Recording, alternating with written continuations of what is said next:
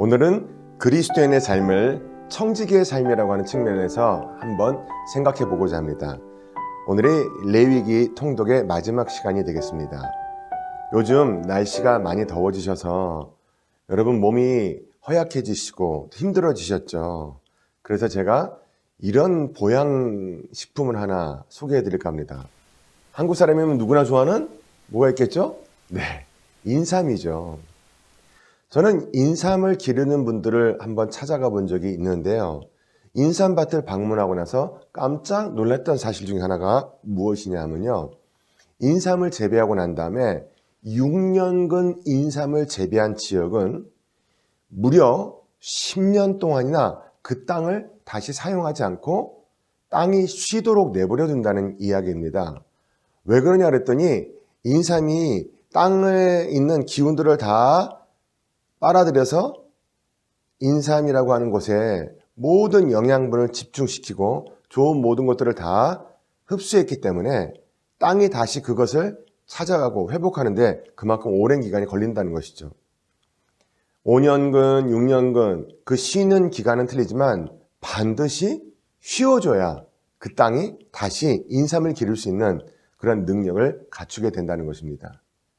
오늘 성경에서도 땅의 휴식 그리고 사람의 휴식 이와 같은 부분에 대해서 말씀을 하고 계십니다. 사람의 휴식, 안식일을 가져야 라는 이야기는 우리가 알고 있기 때문에 안식하는 것에 대해서 생각을 많이 했지만 땅도 쉬어야 되는가 거기에 대해서는 자세히 몰랐던 부분들을 오늘 본문을 통해서 알아보도록 하겠습니다. 얼마큼 쉬어야 될까요?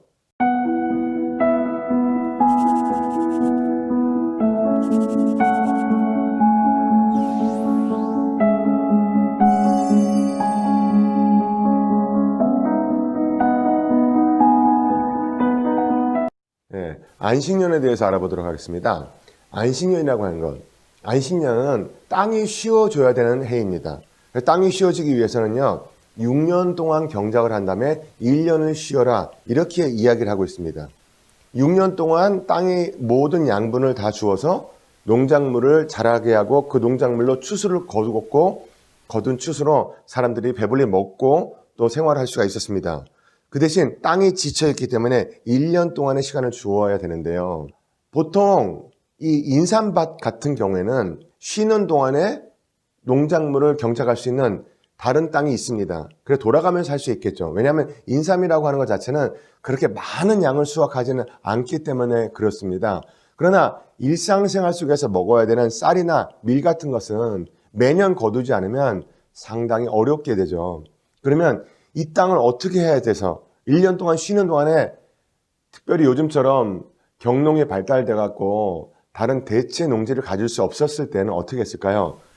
6년째 많은 수확을 거둬서 그 많은 수확을 7년째 먹을 수 있도록 했습니다. 이것이 안식년의 원리였죠. 그 다음에 또 희년이 있습니다. 희년은 무엇일까요? 그렇습니다. 6년에 6, 7년에 7이죠. 그러니까 6년 동안 일하고 1년 쉬고 6년 동안 일하고 1년 쉬고 이것을 7번째 반복하는 해 77에 49, 49년째 되면 어떤 사람이 중간에 너무 생활이 궁핍하고 힘들어서 땅을 팔았단 말이죠. 그런데 그 땅을 49년째 되는 해에는 주인에게 돌려준다. 그래서 이것이 희년이라고 하는 제도가 있었습니다. 결국에는 아무리 힘들고 어려운 사람도 땅을 빼앗겼다. 거기서 끝나는 것이 아니라 되찾을 수 있는 희망을 가질 수가 있었겠죠. 모든 소유도 쉼을 가질 수 있는 그런 제도가 희년이었죠. 그래서 땅을 판 이유가 가난 때문이었을 경우에 그럴 때 이 땅을 49년째 되는 해는 돌려주게 되어 있습니다. 그러면 희년의 다른 규례는 무엇이 있을까요? 그렇습니다. 새 소유주가 허락을 하면 49년이 되지 않았어도 내가 땅을 팔았어요. 그런데 그 땅을 다시 살 수 있을 만큼 열심히 일을 해서 돈을 모았습니다. 그럼 49년째가 되지 않더라도 새롭게 받은 그 주인이 허락을 하면 그 땅은 그 안에라도 다시 되살 수가 있었죠. 그리고 이 희년의 제도에 해당되지 않는 땅이 있었습니다. 성 바깥에 있는 땅은 해당이 됐는데요. 성 안에 있는 땅은 절대로 한번 내 손을 떠나가면 돌아올 수가 없는 그런 규례도 있었죠. 이제 26장에 오면 약속과 경고에 대해서 말씀을 하고 계시죠. 여기서 우리가 살펴봐야 될 것이 축복의 공식이라는 것입니다. 오늘 본문 말씀에는 그 공식을 이야기해 주고 있습니다. 어떤 공식이 있을까요? 첫 번째로 하나님만을 언약의 구주로 따라야 됩니다.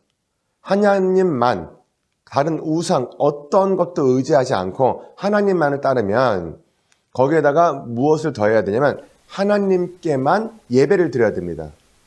보통 하나님을 섬긴다고 하면서 다른 곳에 가서 예배를 드리는 우상 숭배를 하는 사람들이 있었어요. 그러나 하나님만을 언약의 주로 따르고 그래서 하나님께만 예배를 드리면 그러면 어떤 축복이 주어지는가? 굉장히 중요한 이른비와 늦은비의 축복. 이것은 농산물을 경작하는 사람들에게 있어서 절대적인 축복이었습니다. 이른비는 파종을 위해서 비가 있어야 되고 늦은비는 추수를 위해서 비가 있었어야 되는 그 비를 하나님께서 아낌없이 때마다 시마다 잊지 않고 내려주시겠다고 하는 이 약속이 있었죠. 그래서 이런 약속을 철저히 지켜나가고 우리가 이 언약 가운데 들어가기 위해서는 하나님만을 언약의 주로 섬기고 하나님께만 예배를 드린다고 하는 이 축복의 공식, 오늘날에도 우리가 기억을 반드시 해나가야 되는 제목입니다.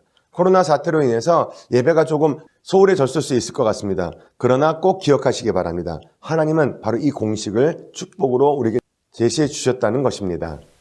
그러면 저주의 공식도 있을까요? 네, 오늘 본문은 안타깝게도 저주의 공식에 대해서 말씀을 해주고 계시죠. 저주의 공식 첫 번째는 뭐냐 하면 하나님을 따르지 않는 것입니다. 여기서부터 저주가 시작이 되죠. 여기다가 무엇을 더하게 될까요? 하나님을 따르지 않는 순간부터 인간은 자기 자신을 의지하게 되죠. 그러면 교만해집니다. 하나님의 명령에 순종하지 않으려고 하는 불순종의 마음들이 싹트기 시작하죠. 결국에는 여기에 주어지는 것은 무엇일까요? 건강을 잃게 되어 있습니다.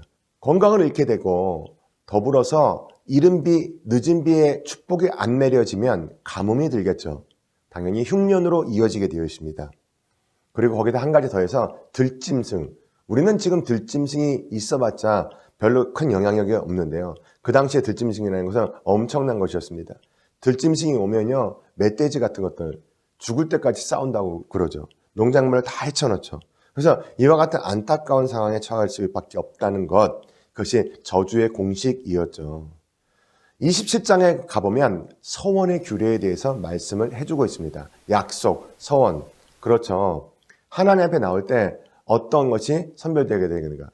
심한 고난에서 지켜주신 하나님의 은혜에 보답하고자 하나님께 드리는 약속이 서원입니다. 무언가 여러분께서 생활을 하셨는데 감사한 것이 있잖아요. 무엇이 있었죠? 한나의 엄마가 아기를 못 낳는데 하나님께서 태에 축복을 주셔서 사무엘을 낳게 됐죠. 그때 어떻게 합니까? 사무엘을 성소에다가 바치죠. 서원입니다. 내가 아들을 낳으면 하나님께 드리리이다. 이렇게 하나님의 보답에 약속드리는 그 서원이 있었습니다. 그런데 사실 사무엘 같은 아이들이 성전에 너무 많으면 엘리 제사장이 그 아이를 제대로 가르칠 수가 없겠죠.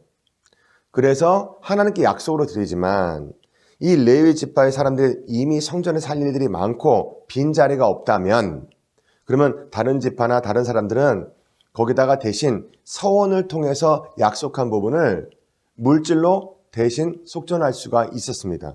그러나 흥미로운 것은 오늘 본문을 읽다 보면 그 속전이 다 틀리다는 거예요.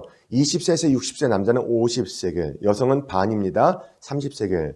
또다시 5세에서 20세 남자에는 5세겔, 그 다음 5세에서 20세 여자는 반은 조금 넘죠. 3세겔, 노인 남자는 15세겔, 노인 여자는 10세겔이었습니다. 거기에 흠 없는 짐승을 드릴 수 있었고요. 기업이 되어 있는 밭도 드릴 수가 있었습니다. 그리고 이 모든 것들은 제사장에 의해서 조정 가능한 그런 액수였다고 합니다. 그러나 성소에 속량이 불가능한 대상들이 있었어요. 본문에 보니까 생축의 첫 새끼, 이것은 이미 하나님께 드려진 것이 되어 있기 때문에 그것을 이중으로 드릴 수는 없었다는 것이죠. 두 번째, 우상 숭배나 거짓에 연루된 물건을 영원한 저주의 대상이기 때문에 하나님께 드릴 수 없었다라고 이야기하고 있고요. 세 번째, 이미 드린 짐승은 대체할 수가 없었다라는 이야기입니다. 자, 오늘 본문 말씀 보시면서요, 우리가 가져야 될 통찰에 관한 부분 한 가지만 말씀을 드리겠습니다. 첫 번째 뭐냐면요. 하나님을 의존해야 하는 존재라는 것입니다. 우리가요. 레위기의 마지막 단원에서 가지는 통찰은 결국 하나님께서 원하시는 것은 순종이었다는 것이죠. 순종하지 못하게 만드는 그 모든 죄악들을 다 빼내야 된다라고 하는 중요한 말씀이 레위기 전체를 통해서 흐르는 통찰이었죠. 순종의 결여, 이것이 얼마나 큰 죄가 되는지를 깨닫고 죄에서 벗어나기 위해서 성령의 충만함을 받아야 된다라는 것이죠. 내가 무엇에 대해서 불순종하고 있는가? 어떤 부분에서 순종이 결여되었는가? 이것을 깨닫고 죄에서 벗어날 수 있는 그러한 깊은 마음들이 여러분의 신앙 가운데 자리 잡게 되기를 바랍니다. 참고사항에 대해서 말씀을 드리겠습니다. 오늘 본문에 11조 이야기가 나오는데요. 11조는 자신이, 그러니까 사람 자체가 하나님의 만드신 피조물에 대한 청지기의 역할을 감당한다고 인정하면서 드리는 것입니다. 청지기 역할은 뭐죠? 대신 맡은 겁니다. 내 것이 아니라 내가 맡았다고 하는 청지 역할에 대해서 인정하면서 드리는 것이 10분의 1이 되겠죠. 세상에는 모든 것이 소유권이 있습니다.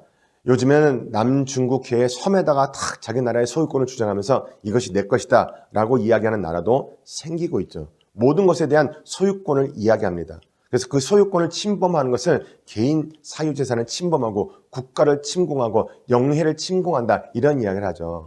그렇잖아요. 모든 것에는 소유권이 있는데 인간이 소유한 모든 물질적인 부는 하나님의 직접적인 산물이라는 것. 그래서 내 것이 아니라 하나님의 것입니다.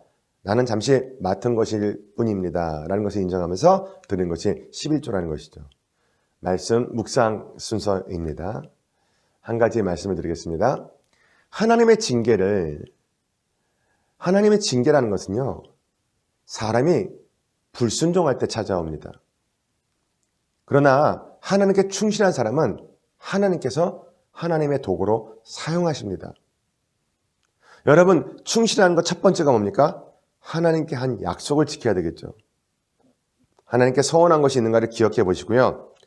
하나님께 하셨던 모든 약속들에 대해서 신중하게 생각해보고 실천하시기를 바랍니다. 핵심 구절입니다. 이것은 야훼께서 시내산에서 이스라엘 자손을 위하여 모세에게 명령하신 계명이니라. 레위기 27장 34절 말씀. 여러분, 레위기를 읽으시느라고 수고하셨습니다. 이제 하나님께서 우리에게 뭘 원하시는지 우리는 다시 한번 정리하게 되었습니다. 이것을 정리하고 말 것이 아니라 삶에 적용을 한다면 여러분은 반드시 하나님께 쓰임받는 자녀가 될 줄로 믿습니다. 위기가 기회가 된다. 정말 멋진 말씀이죠. 이 어려운 때에 하나님의 말씀에 순종하시고 위기를 기회로 만들어서 하나님이 원하시는 복되고 아름다운 승리의 길 걸어가시는 여러분들이 되시기를 간절히 바랍니다. 감사합니다.